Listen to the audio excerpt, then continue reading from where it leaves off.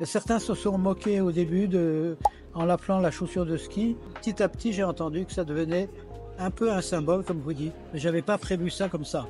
On ne pouvait pas mettre de poteaux sur les quais. Plus loin, ce qu'a fait Vasconi, il pouvait mettre des poteaux. Donc ça m'a conduit à faire un pont, puisqu'on ne pouvait pas faire de poteaux.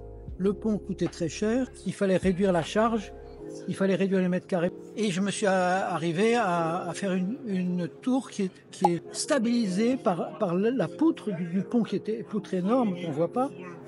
Donc la forme en L, elle est devenue logique parce qu'elle stabilise le tout.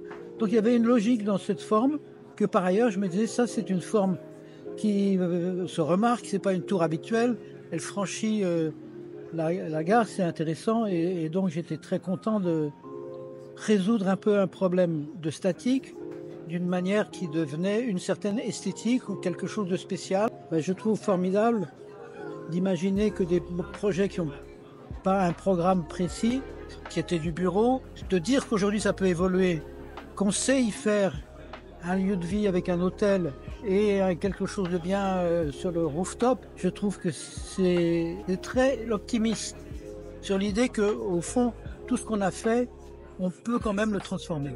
Mais le fait qu'on puisse et on sache transformer la ville est une question très importante.